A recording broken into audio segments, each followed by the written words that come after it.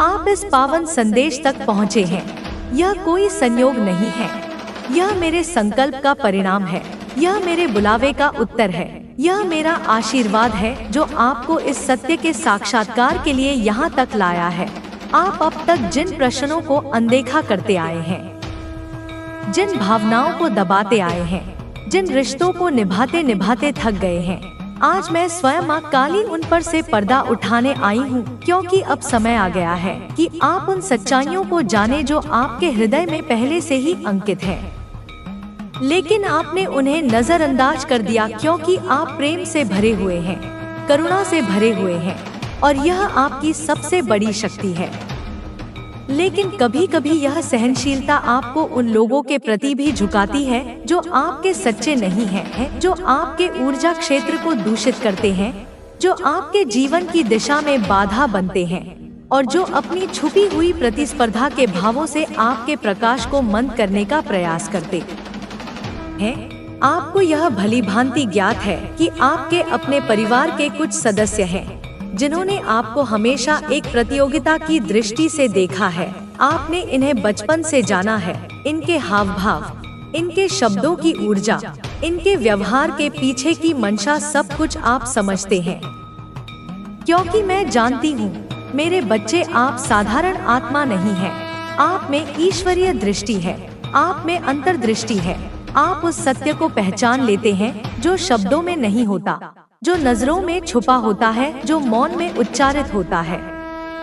मैं जानती हूँ कि आपने कितनी बार अपने अंतःकरण की आवाज सुनी है जब आपने सोचा मैं चाहूँ भी तो इस व्यक्ति से निकट नहीं हो सकता, क्योंकि इसकी उपस्थिति मेरी ऊर्जा को खींच लेती है, मेरी शांति को भंग कर देती है। और फिर भी आपने रिश्तों की मर्यादा में बंद कर अपने हृदय की आवाज को दबा दिया, सिर्फ इसलिए कि आप संघर्ष से बचना चाहते थे, सिर्फ इसलिए कि आप नहीं चाहते थे कि कोई दुखी हो, आप नहीं चाहते थे कि कोई आपको गलत समझे। लेकिन अब मेरी शक्ति जागृत हो चुकी है आपके भीतर। अब मैं आपको वह स्पष्टता देना चाहती हूँ जो आपके निर्णयों को दृढ़ बनाएगी।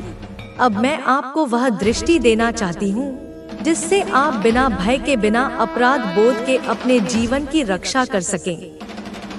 क्योंकि एक योद्धा सिर्फ शस्त्र उठाकर युद्ध नहीं करता, एक सच्चा योद्धा वह होता है जो अपने आत्मा की रक्षा करता है, अपने शांति की रक्षा करता है, अपने बच्चों और अपने अपने घर या अपने कर्मपथ की रक्षा करता है। जो लोग आपको फॉलो करते हैं, जो आपके हर कदम की नकल करते हैं, जो अपने भीतर आपकी जैसी आभा नहीं जगा पाए लेकिन आपके जैसे बनने की नकल करते हैं, वे केवल आपकी भौतिक स्थिति नहीं, आपकी आत्मिक शक्ति से ईर्ष्या करते हैं। वे जानते हैं कि आपके पास कोई बाहरी सत्ता नहीं है, लेकिन आपके पास वह अनंत सत्ता है जो आत्मा से संचालित होती है। वह शक्ति जो मैंने स्वयं आपको दी है, वह शक्ति जो आपके मौन में बोलती है, आपके स्पर्श में चंगा करती है, आपके मौन आंसुओं में तपस्या का तेज होता है। आपकी यह स्थिति कोई एक दिन में नहीं बनी है। आपने वर्षों तक तप किया है, त्याग किया है, दूसरों की खुशियों के लिए अपने स्वप्नों को स्थगित किया है। आपने उस समय भी मुस्कुराहट दी है जब आपके भीतर सब कुछ टूट रहा था, और तब जब कोई आपकी तकलीफों को नहीं देख पाया, तब मैंने आपको देखा।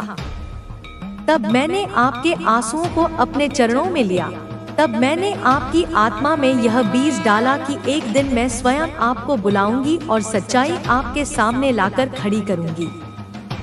अब मैं आपको उन भावनाओं और छुपी हुई वास्तविकताओं से परिचित कराऊंगी जो आपके परिवार में ही मौजूद हैं, जिनके साथ आपने जीवन भर प्रेम पूर्वक व्यवहार किया, लेकिन उनके मन में आपके प्रति वही पवित्रता नहीं थी। आपके ऊपर जितनी बार वे हंसे, उतनी ही बार मन ही मन आपके कार्यों की नकल भी की। आपने कुछ लिया, कुछ खरीदा, अपने घर में कोई बात की, वे तुरंत वैसा ही करने लगे। और यह सिर्फ संयोग नहीं था, यह एक सूक्ष्म कंपटीशन की भावना थी जो दिखावे के पर्दे में लिपटी हुई थी। वे आपकी आध्यात्मिक शक्ति से नहीं, आपके शुद्ध हृदय से डरते हैं, क्योंकि यह संसार भौतिकता को समझ सकता है, लेकिन जो व्यक्ति आत्मा से जीता है, जो प्रेम से चलता है, जो ईश्वर के भरोसे बैठा रहता है, उससे लोगों को बेचैनी होती है, क्योंकि वह उनकी नकली दुनिया को आईना दिखा देता है और आपने बिना कुछ कहे यह आईना दिखाया है। आपके मौन ने उनकी नकली हंसी की परत को भेद दिया है।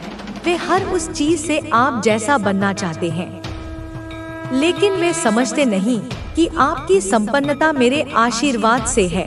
आपने कोई चोरी नहीं की, किसी का हक नहीं छीना।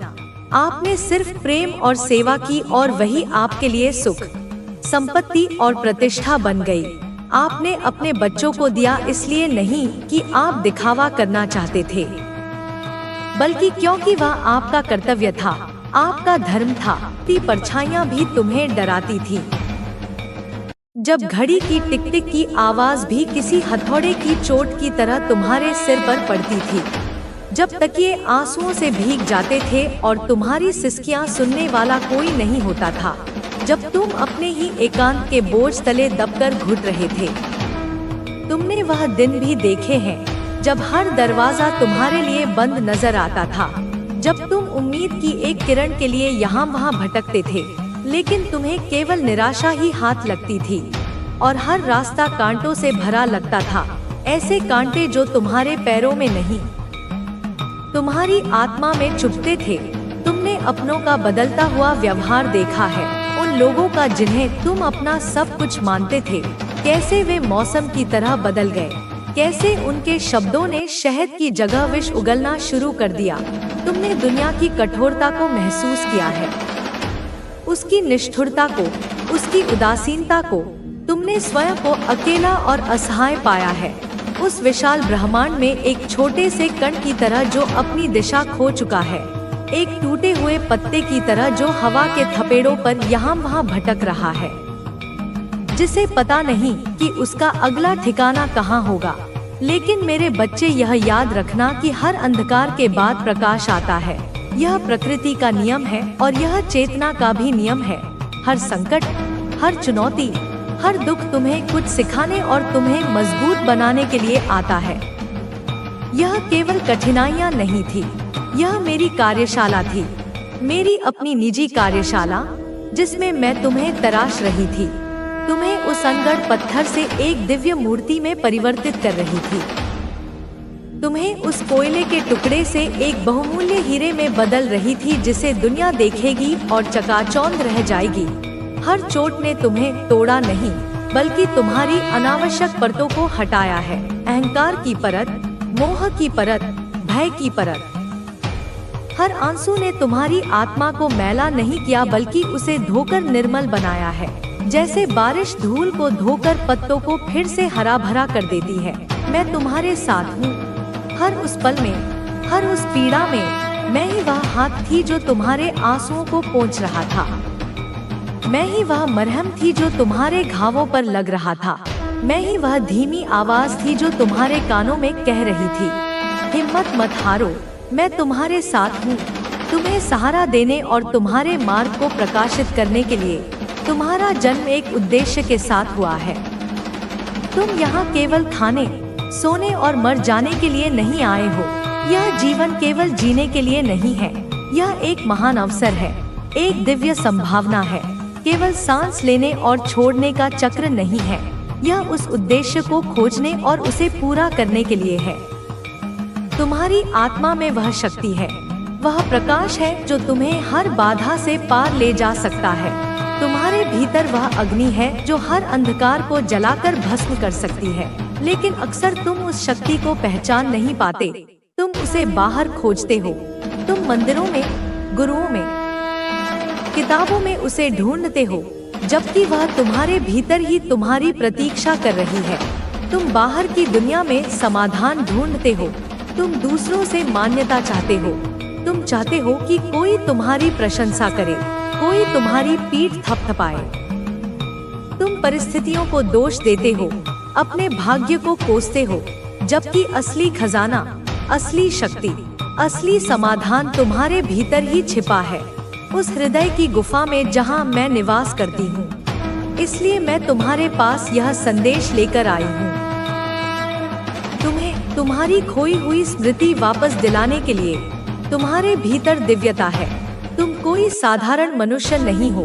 तुम एक दिव्य आत्मा हो जिसने एक मानवीय अनुभव चुना है। तुम वह बीज हो जिसे मैंने खुद अपने हाथों से बोया है। इस ब्रह्मांड की सबसे उपजाऊ मिट्टी में, उस बीज में एक विशाल वटवृक्ष बनने की क्षमता है, जिसकी छाया में हजारों प्राणी आश्रय ले सके, जिसकी शाखाएं आकाश को छू ले और जिसकी जड़ें पाताल तक पहुंच जाएं। तुम्हारे भीतर वह क्षमता है जो इस संसार को बदल सकती है। तुम एक विचार से क्रांतियां ला सकते हो। तुम एक मुस्कान से दिलों को जीत सकते हो। तुम एक करुणामय स्पर्श से पीड़ा को हर सकते हो। लेकिन मेरे बच्चे, जब तक तुम स्वयं पर विश्वास नहीं करोगे, जब तक तुम यह नहीं मानोगे कि तुम मेरे अंश हो, मेरी ही शक्ति का एक स्वरूप हो, तब तक यह शक्ति जागृत नहीं हो सकेगी। यह उस सोए हुए ज्वालामुखी की तरह है जिसके गर्भ में अपार ऊर्जा है, लेकिन वह शांत पड़ा है। आत्मविश्वास और समर्पण ही तुम्हें तुम्हारी सच्चाई तक पहुंचाएंगे। आत्मविश्वास यह जानने में कि तुम सक्षम हो, और समर्पण यह जानने में कि जब तुम अक्षम महसूस करो तो मैं तुम्हें संभालने के लिए हूँ।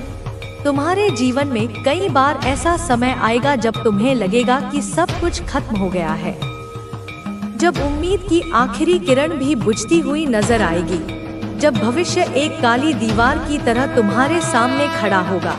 लेकिन सच यह है कि जब तुम्हें यह अनुभव होता है, तब वास्तव में एक नई शुरुआत होती है। वह अंत केवल एक भ्रम है। वह वास्तव में एक नए और अधिक भव्य अध्याय का प्रारंभ है। जब पुराना अध्याय समाप्त होता है, ना चाहते थे, जो तेरे अस्तित्व को मिटा देना चाहते थे, अब वे खुद टुकड़ों में बंट चुके हैं। वे अपनी ही पहचान खो चुके हैं। जो तुझ पर हंसते थे, जो तेरी पीड़ा को अपना मनोरंजन समझते थे, अब खुद हंसी का, उपहास का पात्र बन चुके हैं। जो तुझे कमजोर, असहाय, बेचारा मानते थे, अब तेरी शक्ति, तेरी उस मौन शक्ति से भयभीत हैं।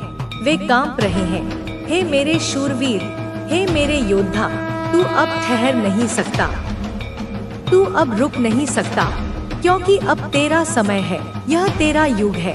अब तेरी आत्मा का तेज, वह दिव्य अग्नि प्रज्वलित हो चुकी है। अब तू वह योद्धा है, वह कर्मयोगी है, जो अपने ज्ञान, अपने कर्म और अपने अटूट सत्य के बल से इस युग में अपना इतिहास रचने वाला है।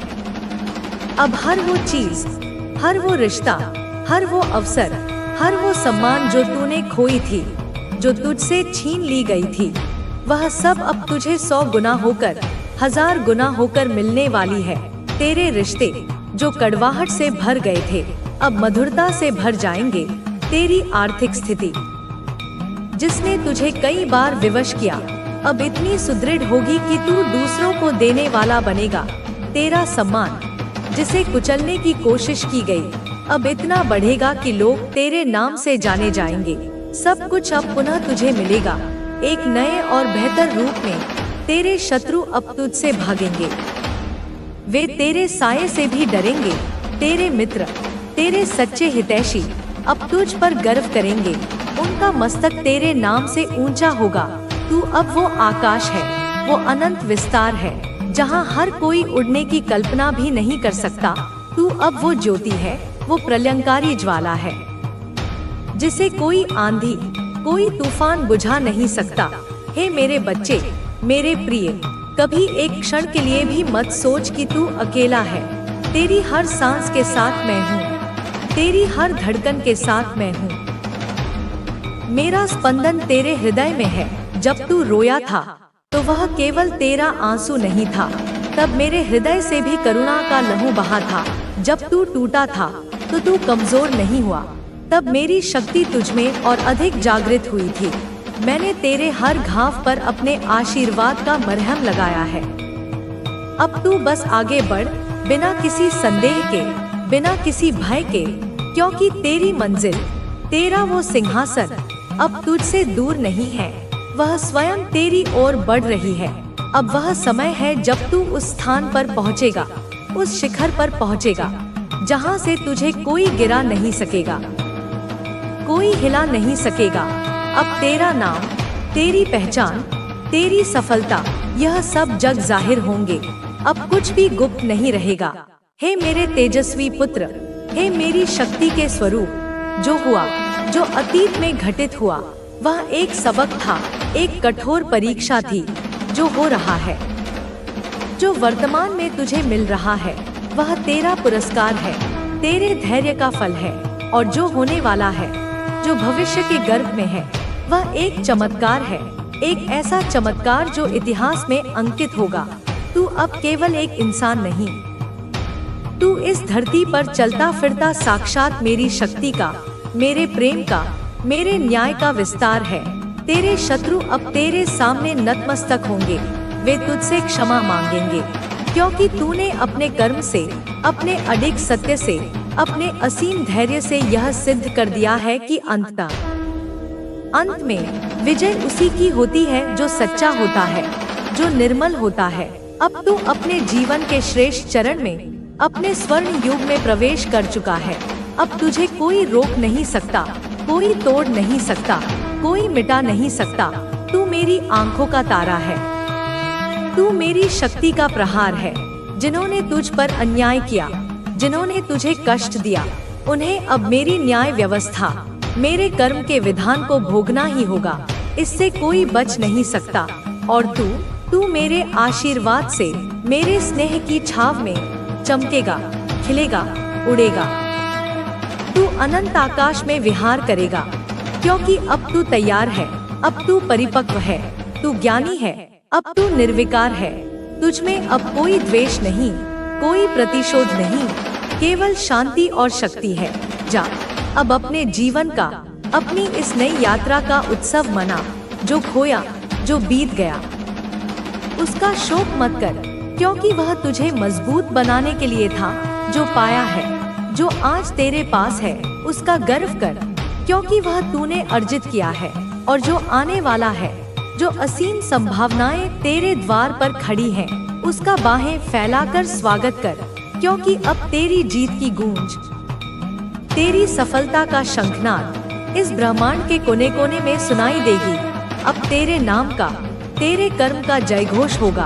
अब तू वह बनेगा, वह प्रेरणा बनेगा, जिसे देखकर पूरी दुनिया, यहाँ तक कि तेरे शत्रु भी एक स्वर में कहेंगे, देखो, यह वही है जिसे हमने मिटाना चाहा था, जिसे हमने तोड़ना चाहा था, लेकिन यह तो अमर हो गया, यह तो अजय हो गया। जय हो मेरे बच्चे, जय हो मेरे वीर, जय हो मेरी संतान। अब तू सिर्फ जी नहीं रहा, अब तू जीता हुआ, चलता फिरता इतिहास लिख रहा है। हे मेरे शूरवीर पुत्र, हे मेरे तेजस्वी रक्षक, सुन और गहराई से सुन मेरी इस वाणी को। इसे केवल कानों से नहीं, अपनी आत्मा से सुन।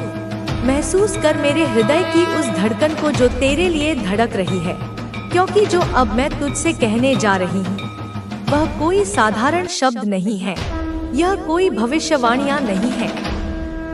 वह तुझमें जागने वाली परम अग्नि है, वह तेरे भीतर युगों से जल रही तपस्या का अंतिम उत्तर है। तेरी पारिवारिक जीवन की वह स्थिरता, वह शांति, वह सामंजस्य, जिसके लिए तूने वर्षों तक, अनगिनत रातों तक प्रार्थना की, जिसके लिए तूने न जाने कितनी बार भरी आंखों से आसमान की ओर देखा और पूछा कब, जिनके लिए तूने मंदिरों के, गुरुद्वारों के, हर पवित्र स्थान के द्वार खटखटाए, तूने दीप जलाए, तूने व्रत किए, तूने मौन साधा, तूने तप किया, वह सब कुछ अब तुझे मिलने वाला है, एक साथ, एक ही क्षण में, क्योंकि चमत्कार हो चुका है मेरे लाल। चमत्कार तेरी प्रार्थनाओं के क्षण में ही हो गया था। बस ब्रह्मांड उसे सही समय पर तुझ तक पहुंचाने की व्यवस्था कर रहा था, क्योंकि ब्रह्मांड की समस्त सकारात्मक शक्तियों ने तुझे, तेरी आत्मा की पवित्रता को स्वीकार कर लिया है। अब मैं तुझे बताती हूँ मेरे लाल, वह रहस्य जो तुझसे अब तक छिपा था। तेरा कर्म ही, तेरा हर एक निस्वार्थ कर्म, तेरा हर एक आंसू, तेरा हर एक त्याग, तेरा हर एक मौन, वही तेरा भाग्य लिख रहा था। तूने जो सहा, जो झेला, जो तुझसे बलपूर्वक छीन लिया गया, वह सब किसी दुर्भाग्य या बुरे ग्रहों के कारण नहीं हुआ।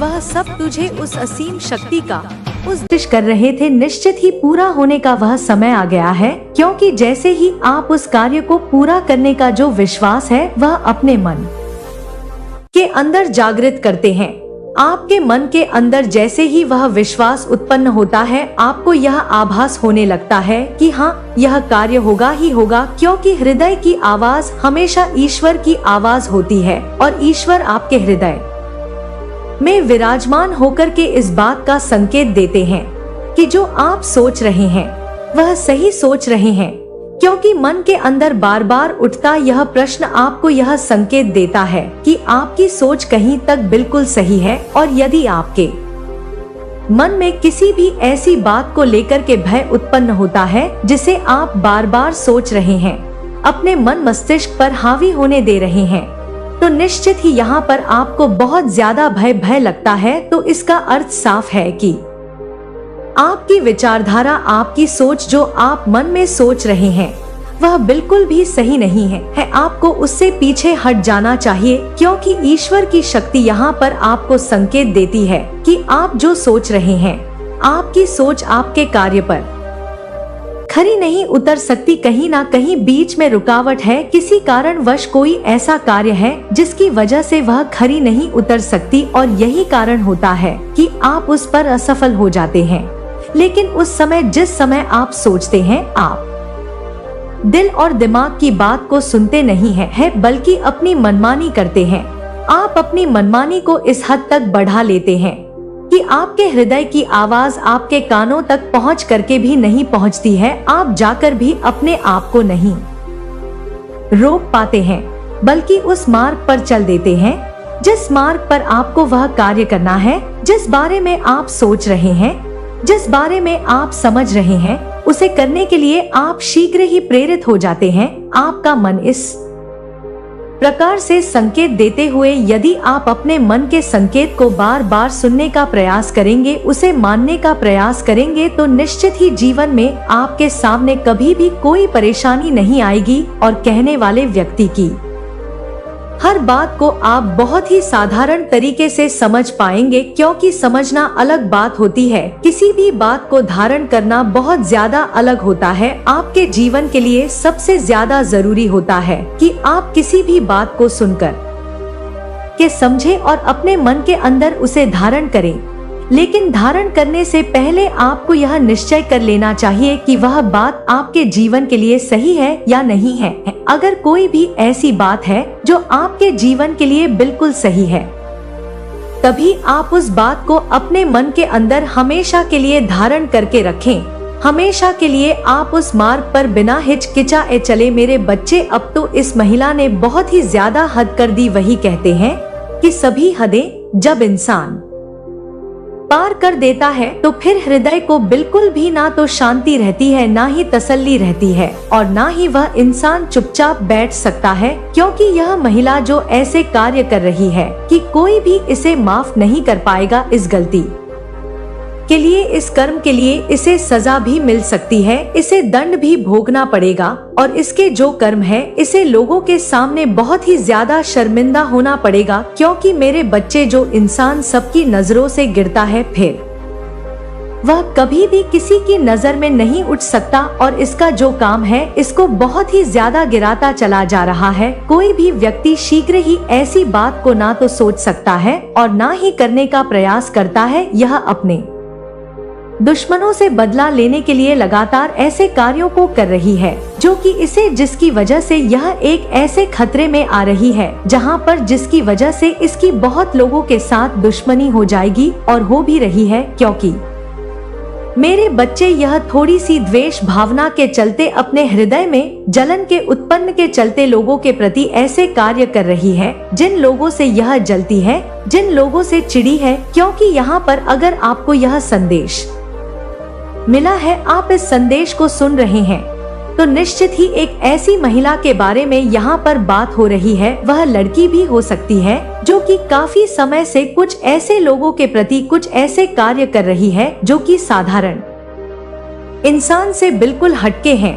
तो अगर यह शक्तिशाली संदेश आप सुन रहे हैं, तो बहुत ही ज्यादा ध्यान से सुने और समझे, क्योंकि इस संदेश में आपके लिए कुछ ऐसी बातें बताई जाएंगी जो कि हो सकता है कि आपके जीवन में भी ऐसा हो रहा हो, जिसे आप सुनेंगे तो निश्चित ही आश्चर्य में पड़ जाएंगे, क्योंकि कोई भी स्त्री या कोई भी लड़की इन कार्यों को नहीं करती है जिन कार्यों को यह कर रही है, क्योंकि यहाँ पर एक ऐसी महिला के बारे में बात हो रही है जो काफी समय से कुछ ऐसी तांत्रिक क्रियाओं को सीख रही है, कुछ ऐसे तांत्रिकों के पास जाकर के कुछ ऐसे झाड़ फूंक वाला काम सीख रही है जो कि किसी भी इंसान के हित में नहीं होता है, उससे केवल व्यक्ति को नुकसान होता है। और इसका सोचना केवल यह है कि चाहे मुझे कुछ भी करना पड़े लेकिन मैं अपना बदला लूंगी, क्योंकि यह औरत इस वजह से इस कार्य को कर रही है क्योंकि काफी समय से इस महिला के मन में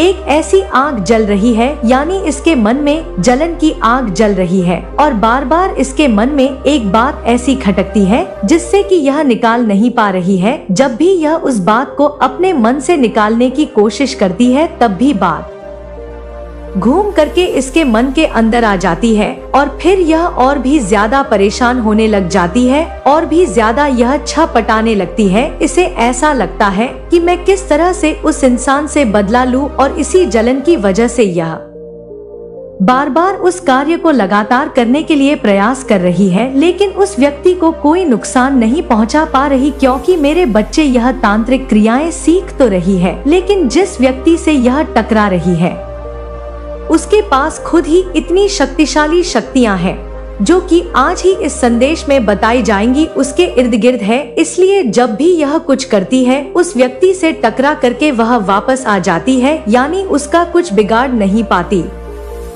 यह जब भी चाहती है कुछ भी करना उसके विपरीत ही कार्य हो जाता है, अर्थात जब भी यह उसे कुछ ऐसे झाड़ फूक वाली किसी चीज को खिलाना चाहती है वह इंसान खाता नहीं है। जब भी यह उसके ऊपर कुछ डालना चाहती है तो वह व्यक्ति वहां से चला जाता है, अर्थात कुछ देना चाहती है वह व्यक्ति लेता नहीं है, कुछ खिलाना चाहती है वह खाता नहीं है। किसी भी तरीके से इसका वार पूरा नहीं हो पा रहा है, वह खाली चला जा रहा है और इस वजह से यह और भी ज्यादा तिल मिला रही है और भी ज्यादा परेशान हो रही है और भी ज्यादा इसके मन में यहाँ पर जलन की वजह से द्वेष भावना बढ़ती जा रही है, लगातार बढ़ रही है, लगातार यह बहुत ज्यादा परेशान हो रही है। लेकिन मेरे बच्चे यहाँ पर बताया जा रहा है कि अभी भी उस व्यक्ति के लिए यह बहुत ही ज्यादा साधारण है, क्योंकि उस व्यक्ति के पास स्वयं ईश्वर की दी हुई कुछ ऐसी शक्तियां हैं जो कि उसने स्वयं अर्जित की है, क्योंकि जहां पर कोई तांत्रिक क्रियाएं करता है वहां पर कोई ईश्वर की पूजा भी करता है, जहां पर यह तांत्रिक क्रियाएं इतनी शक्तिशाली होती हैं, लेकिन वहीं पर ईश्वर की शक्तियां भी इतनी शक्तिशाली होती हैं कि कोई भी गलत शक्ति उसका कुछ नहीं बिगाड़ शक्ति। यहाँ पर साफ साफ दिखाया जा रहा है कि वह व्यक्ति अपने मन में बार बार, अर्थात यह औरत बार बार लोगों से इस तरह की बात पूछ रही है कि जब भी रात होती है तब भी यह कुछ लोग हैं जो इसके तांत्रिक क्रियाओं को जानते हैं, कुछ ऐसे तंत्र मंत्र को जानते हैं, उनके द्वारा यह पता करने की कोशिश कर रही है कि जब भी मैं उसको नुकसान पहुंचाना चाहती हूँ, जब भी मैं वार करना चाहती हूँ, तब भी वह वार खाली चला जाता है, उस पर उसका कोई असर क्यों नहीं होता। और यहाँ पर उन लोगों को बहुत ही ज्यादा ज्ञान है, क्योंकि मेरे बच्चे वह तांत्रिक क्रियाएं तो जानते ही हैं, लेकिन उन्हें कुछ चीजों का आभास भी है, कुछ ऐसा ज्ञान भी है जिसके द्वारा वह इसे बता रहे हैं कि तुम जो भी उसका नुकसान करना चाहती हो, जो भी उस पर वार करना चाहती हो, वह इसलिए खाली जा रहा है क्योंकि वह साधारण इंसान नहीं है, वह एक शक्तिशाली व्यक्ति है जिसके पास ईश्वर की दी हुई शक्ति है, क्योंकि वह मंगलवार के दिन और अन्य दिन हनुमान चालीसा का पाठ करता है। वह किसी भी दिन को खाली नहीं जाने देता, वह गायत्री चालीसा का पाठ करता है। यह दोनों पाठ को करते हुए वह अपने जीवन में आगे बढ़ रहा है। यह दोनों मंत्र इतने शक्तिशाली है कि उसके जीवन में उसे सुरक्षा कवच प्रदान कर रहे। तुम जितना भी उसे कुछ नुकसान पहुंचाने की कोशिश कर रही हो, उतना ही वह व्यक्ति तुम्हारे उस वार से इसी वजह से बच पा रहा है और इसी वजह से तुम्हारे सारे वार खाली जा रहे हैं। अब तुम्हें क्या करना चाहिए वह तांत्रिक बताएंगे, लेकिन यहाँ पर साफ साफ यह बताया जा रहा है कि इन तांत्रिकों के द्वारा बताई गई कोई भी क्रिया कितना काम करेगी कितना नहीं, यह समय पर निर्धारित करता है, क्योंकि यह तांत्रिक क्रियाएं जितनी शक्तिशाली इसके द्वारा होती जाएंगी उतना ही वह व्यक्ति अपने मंत्रों का उच्चारण, मंत्रों का जाप और मंत्रों की गिनतियां आगे आगे बढ़ाता चला जाएगा। और जैसे जैसे वह आगे बढ़ाएगा वैसे वैसे उसके पास पहले से जितनी शक्तियां थी वह शक्तियां कई गुनी हो जाएंगी, जिस शक्ति के द्वारा ही वह अपनी रक्षा कर सकता है और इनके वार का जवाब भी दे सकता है। यानी यह जो वार कर रही है उस पर यह सामने जाकर के भी उससे बोल चुकी है कि तुम पूजा करना छोड़ दो, तुम इतने मंत्रों का उच्चारण मत करो, क्योंकि इतनी पूजा पाठ से कुछ नहीं होता है। देखो तुम अभी भी अमीर नहीं हुए हो, अभी भी एक तुम साधारण इंसान हो, तुम्हारे पास ना इतना धन है और ना ही तुम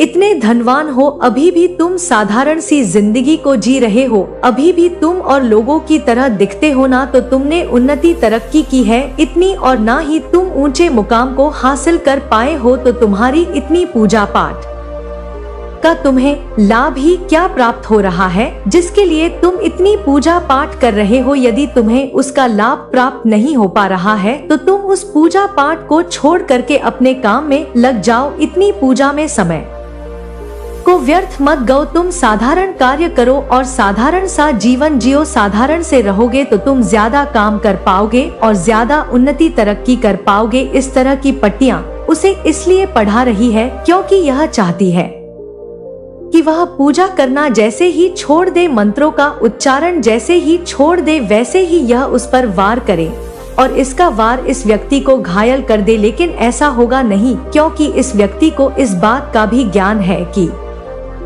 शक्तियां जो मंत्रों की होती हैं, वह हर व्यक्ति की रक्षा तभी तक करती हैं जब तक वह व्यक्ति उन मंत्रों का उच्चारण करता है, और यदि उन मंत्रों का उच्चारण करना छोड़ देता है तो उसकी शक्तियां धीरे धीरे करके कम होने लगती है। वह व्यक्ति कितना भी चाहता है तो फिर उन शक्तियों को शीघ्र ही जुटा नहीं सकता, लेकिन उसमें भी थोड़ा समय लगता है, क्योंकि अर्जित की हुई शक्तियां इतनी जल्दी बिखरती नहीं है, बल्कि काफी समय तक उनका असर भी रहता है। लेकिन इस व्यक्ति को तो आदत पड़ चुकी है ईश्वर की भक्ति में लीन रहने की, क्योंकि जो व्यक्ति ईश्वर की भक्ति में लीन रहता है वह एक आनंद, एक अलग ही आनंद का अनुभव प्राप्त करता है। आनंद ऐसा जो कि किसी इंसान को रस